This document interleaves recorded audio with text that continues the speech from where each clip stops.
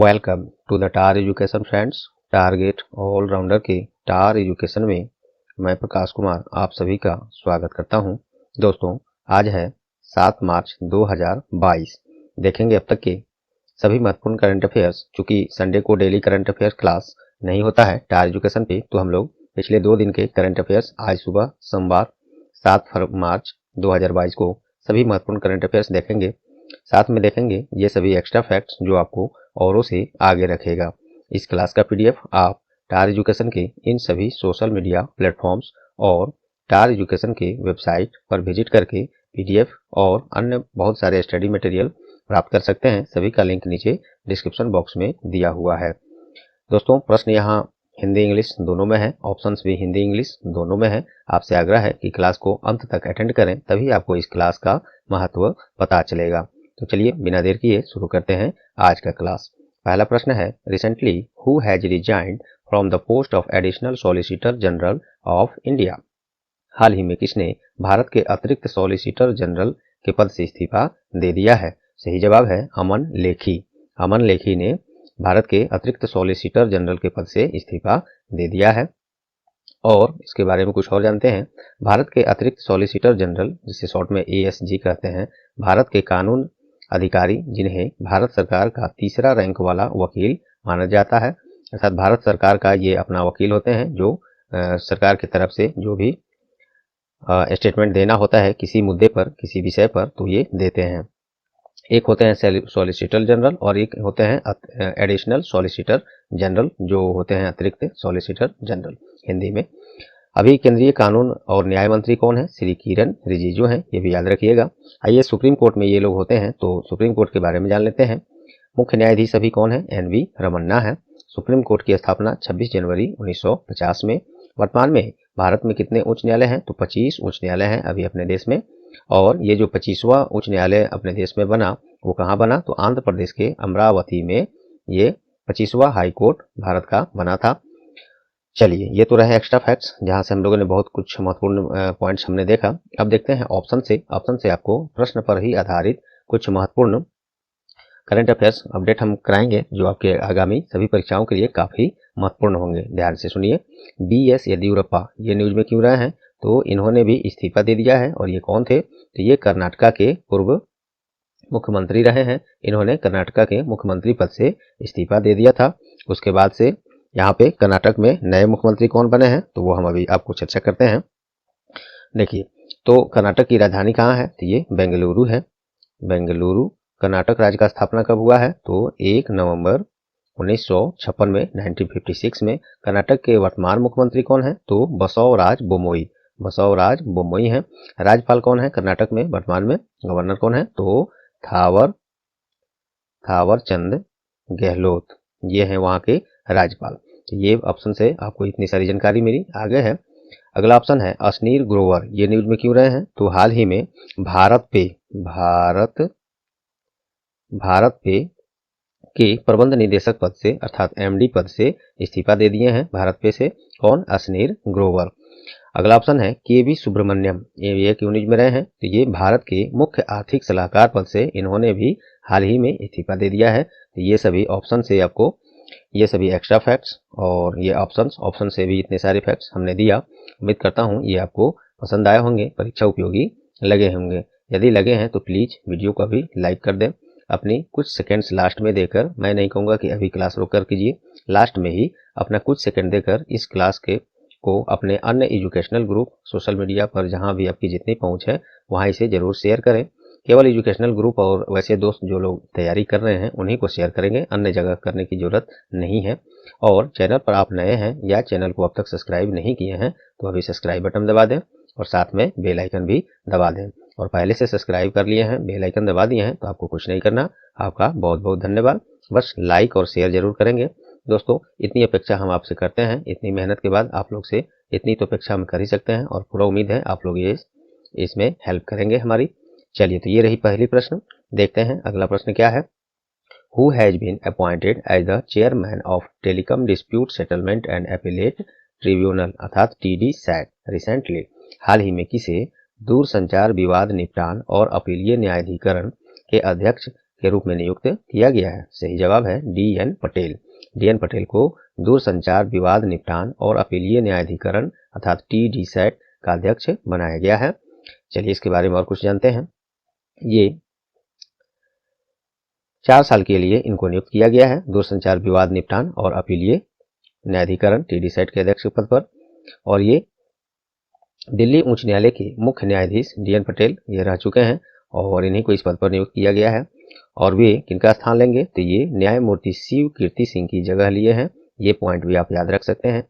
चलिए ट्राई के बारे में जान लेते हैं। टेलीकॉम रेगुलेटरी है ये भारत का। टेलीकॉम का जो भी रेगुलेशन होता है, नियम कायदे बनते हैं, ट्राई के द्वारा ही बनाए जाते हैं। ट्राई अर्थात telecom regulatory authority of India, इसका स्थापना 20 फरवरी 1997 में। इसका मुख्यालय नई दिल्ली में है और चेयरमैन पी.डी. बघेला है। मोस्ट इंपोर्टेंट पॉइंट्स है ये सब, जरूर याद रखिएगा। चलिए ऑप्शन से, प्रश्न पर ही आधारित ऑप्शन से कुछ हम लोग नई नियुक्तियों के बारे में चर्चा कर लेते हैं जो आपके एग्जाम के पार्ट बनेंगे। चलिए सुनील अग्रवाल, इनको हाल ही में LIC life insurance corporation of India के मुख्य वित्तीय अधिकारी अर्थात CFO चीफ फाइनेंशियल ऑफिसर अर्थात मुख्य वित्तीय अधिकारी बनाया गया है LIC के सुनील अग्रवाल को। LIC का फुल फॉर्म मैंने बताया, life insurance corporation of India. इसका स्थापना 1 सितंबर 1956 में। इसका मुख्यालय कहाँ है? तो मुंबई है।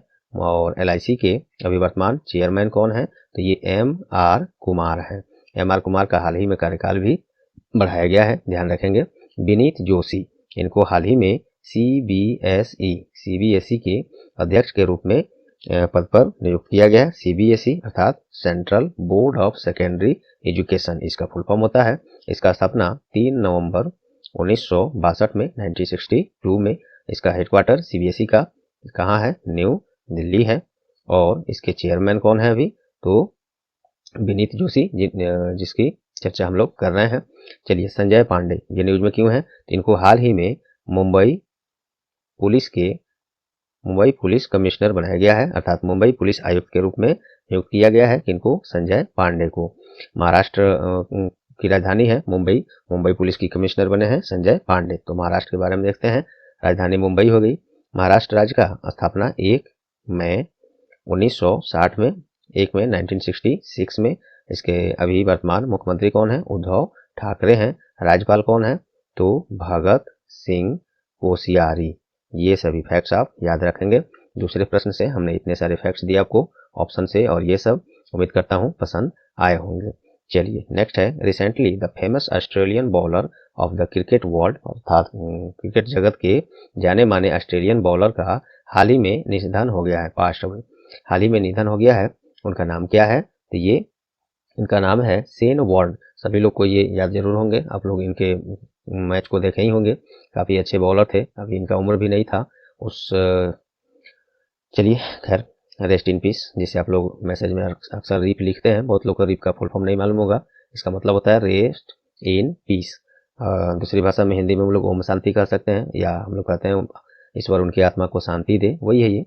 चलिए, तो महान ऑस्ट्रेलियाई स्पिन गेंदबाज शेन वॉर्न का दिल का दौरा पड़ने के कारण मात्र 52 वर्ष की उम्र में निधन हो गया है। आइए देख लेते हैं ICC के बारे में, जो अंतर्राष्ट्रीय स्तर पर सभी क्रिकेट खेलों का रेगुलेशन आयोजन यही करता है। ICC international cricket council. इसका मुख्यालय कहाँ है? यूनाइटेड अरब एमिरेट्स अर्थात UAE के दुबई में।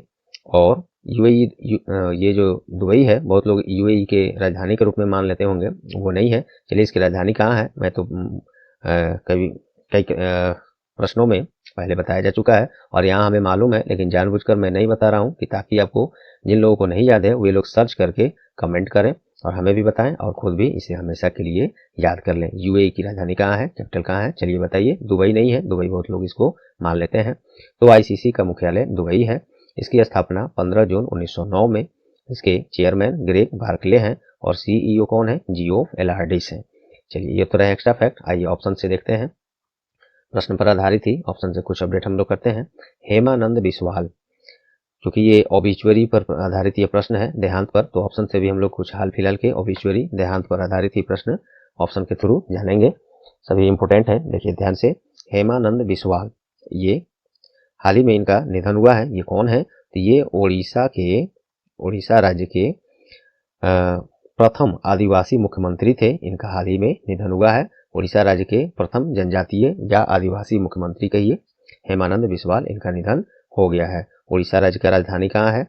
तो भुवनेश्वर है। और उड़ीसा राज्य का स्थापना कब हुआ है? 1 अप्रैल 1936 में। उड़ीसा के मुख्यमंत्री वर्तमान में कौन है? नवीन पटनायक हैं, नवीन पटनायक। और राज्यपाल कौन है? तो गणेशी लाल हैं। चलिए नेक्स्ट देखते हैं, बप्पी लाहिरी, इनको सभी लोग जानते होंगे, जाने माने संगीतकार, गीतकार, सिंगर थे बप्पी लाहिरी, इनका भी हाल ही में निधन हो गया है। चलिए नेक्स्ट है प्रवीण कुमार सोबती, इनको भी मैक्सिमम लोग जानते होंगे, ऐसे भी और नहीं तो हाल फिलहाल में ये न्यूज में रहा है, करंट अफेयर्स क्लास में हम लोगों ने पढ़ा था। प्रवीण कुमार सोबती ये कौन है? तो आप लोग टीवी सीरियल जो देख रहे थे महाभारत, महाभारत में ये भीम का किरदार निभा रहे थे, भीम का किरदार यही निभा रहे थे। कौन? प्रवीण कुमार सोबती, इनका भी हाल ही में निधन हो गया है। मोस्ट इंपोर्टेंट ये भी सभी पॉइंट्स थे, याद रखेंगे। चलिए नेक्स्ट है, recently by which name indigenous train collision protection system has been tested by Indian railway.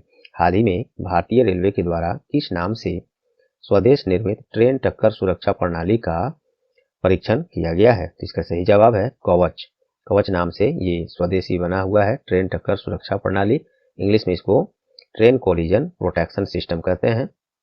इसका परीक्षण किया गया है और इसका नाम कवच है। चलिए, तो और इसमें क्या होगा? रेलवे को शून्य दुर्घटनाओं के लक्ष्य को प्राप्त करने में मदद करने के लिए इसका निर्माण किया गया है। और कवच को जो है एक ट्रेन को स्वचालित रूप से रोकने के लिए डिजाइन किया गया है, जब वह निर्धारित दूरी के भीतर उसी लाइन पर दूसरी ट्रेन को नोटिस करता है। तो ये कुछ एक्स्ट्रा बातें हो गई। चलिए महत्वपूर्ण इसमें और कुछ हम लोग देखते हैं। भारतीय रेलवे के बारे में बात हुई है, तो आइए भारतीय रेलवे के कुछ महत्वपूर्ण पॉइंट्स देख लेते हैं। भारत में पहली ट्रेन 16 अप्रैल 1853 में बॉम्बे के बोरी बंदर स्टेशन से थाने स्टेशन के बीच 34 किलोमीटर के लिए चलाया गया था। रेलवे बोर्ड की स्थापना 1905 में। भारतीय रेलवे में कुल 18 रेलवे जोन है, जिसमें कोलकाता मेट्रो रेल भी शामिल है। भारत के पहले रेल मंत्री कौन थे? जॉन मथाई थे। तो वर्तमान में केंद्रीय रेल मंत्री कौन है? श्री अश्वनी वैष्णव है। और मोस्ट इम्पोर्टेंट, भारत में रेलवे बोर्ड के नए अध्यक्ष और कार्यकारी अधिकारी अर्थात चेयरमैन एंड सीईओ कौन है? विनय कुमार त्रिपाठी। ये पूछा जा चुका है कई बार इधर लेटेस्ट एग्जाम्स में, तो आप ये पॉइंट्स को स्क्रीनशॉट ले लें या पीडीएफ जब डाउनलोड कीजिएगा, जिसका लिंक नीचे डिस्क्रिप्शन में है, तो वहां से भी इसको सुरक्षित रखिएगा एग्जाम के लिए। चलिए नेक्स्ट इसमें कुछ हम लोग ऑप्शन देखते हैं, ये सभी क्या है? तो मोस्ट इम्पोर्टेंट है ऑप्शन में भी EOS 04, EOS 04 ये क्या है? तो हाल ही में इसरो के द्वारा, इसरो अर्थात भारतीय अंतरिक्ष अनुसंधान संगठन, शॉर्ट में इसको इसरो कहते हैं, इसका फुल फॉर्म क्या होता है इसरो का? Indian space research organisation. तो इसरो के द्वारा हाल ही में एक पृथ्वी अवलोकन उपग्रह अर्थात अर्थ ऑब्जर्वेशन सैटेलाइट, इसे शॉर्ट में कहते हैं, पृथ्वी अवलोकन सैटेलाइट का लॉन्च किया है, उसी का नाम है EOS 04। इसरो के बारे में और जान लीजिए। इसरो का फुल फॉर्म मैंने बताया, इंडियन स्पेस रिसर्च ऑर्गेनाइजेशन। इसका स्थापना 15 अगस्त 1969 में, और इसका हेडक्वार्टर कहाँ है, मुख्यालय कहाँ है? तो बेंगलुरु है। और इसका चेयरमैन अभी कौन है इसरो के? तो S सोमनाथ हैं। इसके पहले के सिवन थे, ये भी आप अभी भी याद रख सकते हैं। अभी S सोमनाथ हैं, पहले के सिवन थे इसरो के अध्यक्ष चेयरमैन। चलिए NROL 87 ये क्या है? तो अमेरिका द्वारा ये एक इंटेलिजेंस सैटेलाइट है, NROL 87 इसे लॉन्च किया गया था।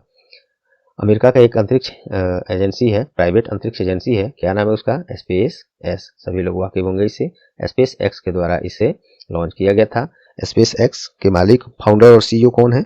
इलोन मस्क हैं। और इसका हेडक्वार्टर USA के हाउथर्न एक जगह है कैलिफोर्निया में, USA में, वहीं पे इसका हेडक्वार्टर है। और स्पेस एक्स का स्थापना, फाउंडेशन ईयर क्या है? 6 मई 2002। और इसके मालिक इलोन मस्क हैं, जो कि टेस्ला मोटर के भी मालिक हैं। चलिए ओम क्या है? ओम ये भी न्यूज में हाल ही में रहा है। भारतीय वैज्ञानिकों के द्वारा ओमिक्रॉन, जो अलग एक वेरिएंट आया था कोविड-19 का, कोरोना का, तो ओमिक्रॉन के लिए एक नया स्वदेश निर्मित RT-PCR किट विकसित किया था, उसी का नाम है ओम। तो ये सभी फैक्ट्स चौथे प्रश्न से आप याद रखेंगे। चलिए नेक्स्ट देखते हैं। पांचवा प्रश्न है, where has India largest electric vehicle charging station been launch recently. हाल ही में भारत का सबसे बड़ा इलेक्ट्रिक वाहन चार्जिंग स्टेशन अर्थात ईवी चार्जिंग स्टेशन शॉर्ट में कहते हैं, लॉन्च किया गया है। कहाँ पे? तो ये गुरुग्राम में। गुरुग्राम कहाँ है? हरियाणा में है। देखिए हरियाणा के गुरुग्राम में ये 4 व्हीलर वाहनों के लिए, व्हीकल्स के लिए भारत का सबसे बड़ा इलेक्ट्रिक वाहन चार्जिंग स्टेशन लॉन्च किया गया है। यहाँ पे 4 व्हीलर्स अर्थात 4 पहिया वाहनों के लिए 121 चार्जिंग पॉइंट की क्षमता है और यह एक दिन में 1000 कारों को चार्ज करने का क्षमता रखता है। इसे और इस ये जो सुविधा दिया गया है, इसे इलेक्ट्रीफाई प्राइवेट लिमिटेड के द्वारा विकसित किया गया है। हरियाणा में है गुरुग्राम, तो हरियाणा की राजधानी चंडीगढ़ है। मुख्यमंत्री मनोहर लाल खट्टर हैं और राज्यपाल कौन है? बंडारू दत्तात्रेय। आइए ऑप्शन से बहुत कुछ इसमें हम लोग देखेंगे उसी तरह का। तो जयपुर क्यों न्यूज में रहा है? तो हाल ही में विश्व के तीसरे सबसे बड़े cricket stadium, third largest cricket stadium बनाने का घोषणा और आधारशिला कहाँ रखा गया है? तो अपने ही देश में राजस्थान की राजधानी जयपुर में विश्व की तीसरी सबसे बड़ी क्रिकेट स्टेडियम का आधारशिला रखा गया है। तो ये तो है तीसरा सबसे बड़ा क्रिकेट स्टेडियम। तो हम लोग को ये भी जानना जरूरी है, फर्स्ट सबसे बड़ा क्रिकेट स्टेडियम, सेकेंड जो लार्जेस्ट क्रिकेट स्टेडियम है, ये कौन कौन है। तो पहली की बात करें, सबसे बड़ी क्रिकेट स्टेडियम विश्व का कहाँ है? तो अपने ही देश में है। कहाँ पे? गुजरात की राजधानी अहमदाबाद में यह है विश्व का सबसे बड़ा क्रिकेट स्टेडियम। क्या नाम है उसका? नरेंद्र मोदी क्रिकेट स्टेडियम इसका नाम है। विश्व का सबसे बड़ा क्रिकेट स्टेडियम है ये। और इससे पहले इसका नाम क्या था? तो मोटेरा स्टेडियम, हिंदी में लिख रहा हूँ इसको, मोटेरा स्टेडियम इसका पुराना नाम है और इसको बदल कर नरेंद्र मोदी स्टेडियम कर दिया गया है। और यही है विश्व का सबसे बड़ा क्रिकेट स्टेडियम जो अपने ही देश में है। अब बात करते हैं दूसरा क्रिकेट स्टेडियम, सबसे बड़ा क्रिकेट स्टेडियम दूसरा कौन सा है? तो ये ऑस्ट्रेलिया में मेलबोर्न क्रिकेट स्टेडियम है, विश्व का दूसरा सबसे बड़ा क्रिकेट स्टेडियम। और तीसरा बन रहा है अपने ही देश जयपुर में। ये सभी फैक्ट्स आपको काफी महत्वपूर्ण है, याद रखने चाहिए। लोंगेवाला ये न्यूज में क्यों है? तो विश्व का सबसे बड़ा खादी झंडा का प्रदर्शन कहाँ किया गया है? तो ये लोंगेवाला में। भारतीय सेना के द्वारा 74वें सेना दिवस किस दिन मनाया जाता है? सेना दिवस भारत में तो ये 15 जनवरी को मनाया जाता है। 15 जनवरी को 74वें सेना दिवस के अवसर पर राजस्थान में है ये लोंगेवाला एक जगह, यहीं पे विश्व का सबसे बड़ा खादी झंडा का प्रदर्शन किया गया था। और ये झंडा KVIC अर्थात खादी एवं ग्रामोद्योग आयोग के द्वारा बनाया गया था। और ये 200 झंडा जो है 225 फीट लंबा और 150 फीट चौड़ा और वजन इसका लगभग 1400 किलोग्राम था। इसलिए ये विश्व का सबसे बड़ा खादी झंडा है और इसका प्रदर्शन किया गया था लोंगेवाला जो राजस्थान में है। नोनी वैली ये न्यूज में क्यों है? तो भारतीय रेलवे के द्वारा विश्व का सबसे ऊंचा रेलवे ब्रिज घाट बनाने का घोषणा कहाँ किया गया है? तो ये नोनी वैली में। नोनी वैली कहाँ है? तो ये मणिपुर में है नोनी वैली। यहीं पे भारतीय रेलवे द्वारा विश्व का सबसे ऊंचा रेलवे ब्रिज घाट बनाने का घोषणा किया गया है और ये 141 मीटर ऊंचा बनाया जा रहा है। चलिए, और इसको 2023 तक बनाने का ऐसे टारगेट रखा गया है। चलिए, तो ये सभी रहे 5वें प्रश्न से इतने सारे फैक्ट्स, ऑप्शंस। दोस्तों उम्मीद करता हूँ यहाँ तक आपको क्लास पसंद आए होंगे, परीक्षा उपयोगी लगे होंगे। चलिए, यहाँ से बहुत अभी महत्वपूर्ण प्रश्न अभी भी लिस्टेड हैं नीचे, इसको एक्स्ट्रा फैक्ट के साथ हम लोग देखते हैं। हाल ही में भारतीय सेना के पूर्व प्रमुख का निधन हुआ है। क्या नाम है इनका? तो SF रोड्रिक्स, इनका हाल ही में निधन हुआ है और ये 1990 से 93 तक भारतीय सेना प्रमुख के रूप में सेवा इन्होंने दिया है। 88 वर्ष की उम्र में निधन हो गया है। चलिए, डिफेंस लेवल की बातें हुई हैं तो कुछ महत्वपूर्ण डिफेंस पोस्ट देख लेते हैं। चीफ ऑफ डिफेंस स्टाफ ये कौन है? अभी ये पोस्ट अभी भी खाली है। पिछले वर्ष 8 दिसंबर 2021 को भारत के सबसे पहले CDS प्रमुख अर्थात चीफ ऑफ डिफेंस स्टाफ प्रमुख जो थे, सबसे पहले थे इंडिया के जनरल बिपिन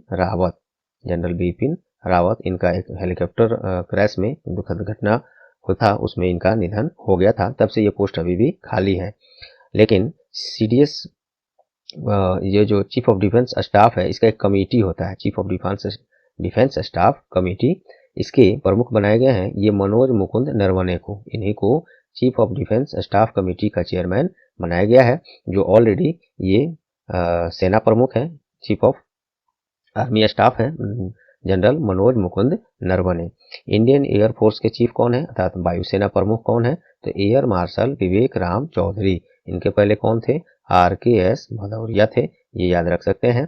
अभी चीफ ऑफ नेवल स्टाफ अर्थात भारतीय नौसेना प्रमुख कौन है, तो एडमिरल R हरि कुमार।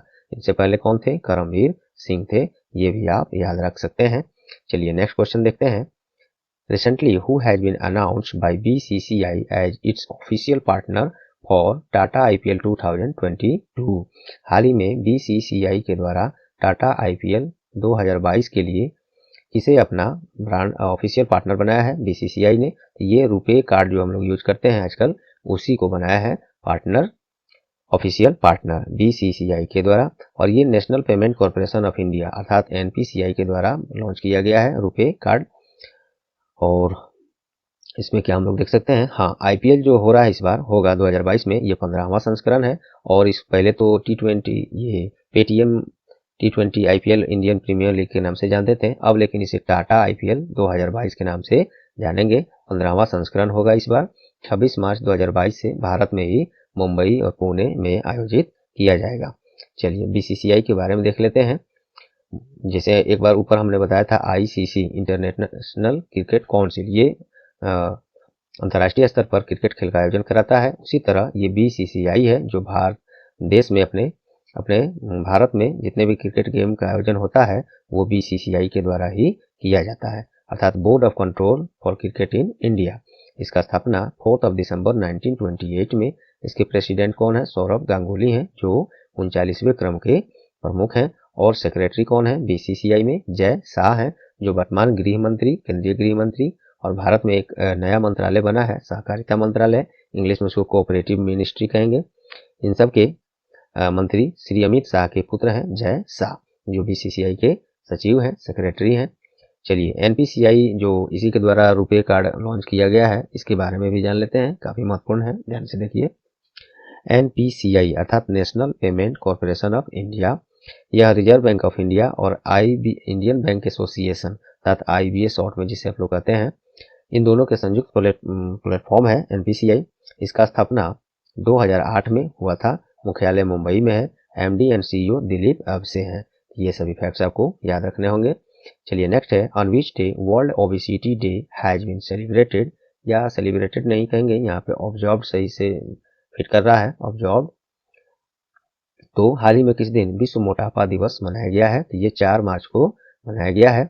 मोटापे के बारे में जागरूकता फैलाने और इसके उन्मूलन की दिशा में कार्य को प्रोत्साहित करने के लिए ये दिवस प्रत्येक वर्ष 4 मार्च को मनाया जाता है। विश्व मोटापा दिवस का विषय इस बार क्या है 2022 में, थीम क्या है, तो एवरीबॉडी नीड्स टू एक्ट, ये इसका थीम है और जिसे विषय हिंदी में कहेंगे। चलिए तो ये याद रखिएगा। नेक्स्ट है, on which day employees appreciation day has been celebrated recently, हाल ही में किस दिन कर्मचारी प्रशंसा दिवस मनाया गया है, ये 4 मार्च को ही मनाया गया है। लेकिन ये प्रत्येक वर्ष 4 मार्च को नहीं मनाया जाता है। क्यों, देखिए कब मनाया जाता है, तो ये मार्च के पहले शुक्रवार को जो भी डेट पड़ जाए प्रत्येक वर्ष, उस दिन ये कर्मचारी प्रशंसा दिवस मनाया जाता है। कर्मचारियों के अच्छे काम की मान्यता के रूप में मनाया जाता है इसे। चलिए नेक्स्ट क्वेश्चन है, हाल ही में किस कंपनी के द्वारा भारत का सबसे बड़ा व्यापार वाणिज्य और सांस्कृतिक गंतव्य अर्थात डेस्टिनेशन जिसे कहेंगे खोलने का घोषणा हुआ है। ये रिलायंस इंडस्ट्रीज कंपनी है, इसी के द्वारा भारत का सबसे बड़ा व्यापार वाणिज्य और सांस्कृतिक गंतव्य अर्थात डेस्टिनेशन खोला जाएगा। चलिए रिलायंस इंडस्ट्री के द्वारा भारत का ये वही बात यहाँ पे है, और इसको द जियो वर्ल्ड सेंटर के नाम से खोला जाएगा। ये मोस्ट इंपोर्टेंट है, ये ध्यान रखेंगे। और ये 18.5 एकड़ में फैला हुआ है, बांद्रा कुर्ला कॉम्प्लेक्स मुंबई में। इसमें एक सांस्कृतिक केंद्र, एक संगीतमय फवारा, एक अपस्केल खुदरा अनुभव कैफे, क्यूरेटेड चैन, बढ़िया भोजन रेस्टोरेंट आदि, ये सब सुविधाएं उसमें मिलेंगी। चलिए तो ये रिलायंस इंडस्ट्रीज के द्वारा द जियो वर्ल्ड सेंटर के नाम से भारत का सबसे बड़ा व्यापार वाणिज्य और सांस्कृतिक गंतव्य खोलने का घोषणा किया गया है। नेक्स्ट है, who has been appointed as the chief justice of Rajasthan high court recently, हाल ही में किसे राजस्थान उच्च न्यायालय के मुख्य न्यायाधीश के रूप में नियुक्त किया गया है, तो इनका नाम है मनिंद्र मोहन श्रीवास्तव।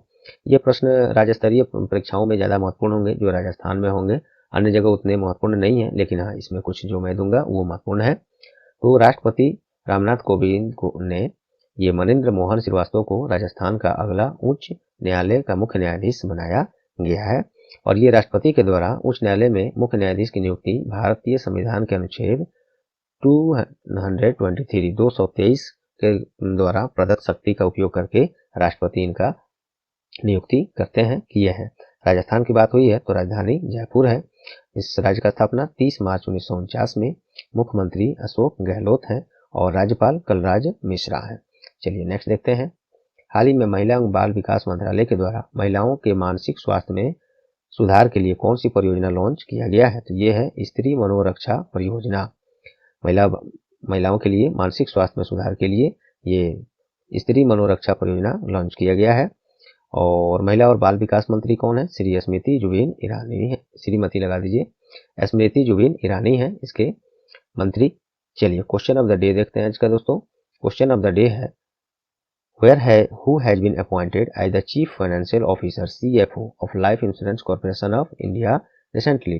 भारतीय जीवन बीमा निगम LIC के मुख्य वित्तीय अधिकारी अर्थात CFO चीफ फाइनेंशियल ऑफिसर के रूप में किसे नियुक्त किया गया है? तो इस प्रश्न को पिछले क्लास में मैंने कराया है और मुझे शायद जहाँ तक याद है आज की क्लास में भी इसकी चर्चा एक जगह हम कर चुके हैं। उम्मीद करता हूँ इसका जवाब आप लोग सही कमेंट में जरूर करेंगे।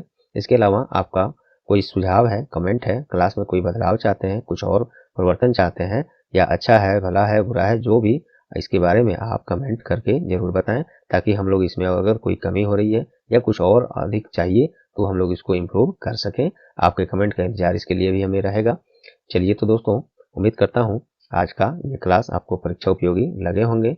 यदि लगे हैं तो प्लीज वीडियो को लाइक कर दें अभी और अपना कुछ सेकंड देकर इस क्लास को अपने अन्य एजुकेशनल ग्रुप्स जो भी हैं, दोस्त हैं, जो लोग तैयारी कर रहे हैं उन्हें जरूर शेयर कर दें। और चैनल पर आप नए हैं या चैनल को अब तक सब्सक्राइब नहीं किए हैं तो अभी सब्सक्राइब बटन दबा दें और साथ में बेल आइकन भी दबा दें जिससे आगे आने वाले सभी क्लास के नोटिफिकेशन आपको सबसे पहले मिले। और पहले से सब्सक्राइब कर लिए हैं तो आपको कुछ नहीं करना। आपका बहुत बहुत धन्यवाद। बस लाइक और शेयर जरूर करें दोस्तों, इतनी आपसे हम अपेक्षा करते हैं। इतनी मेहनत के बाद आप लोग इतना सहयोग तो जरूर करेंगे। तो चलिए दोस्तों मिलते हैं अगले क्लास में। तब तक के लिए goodbye, all the best.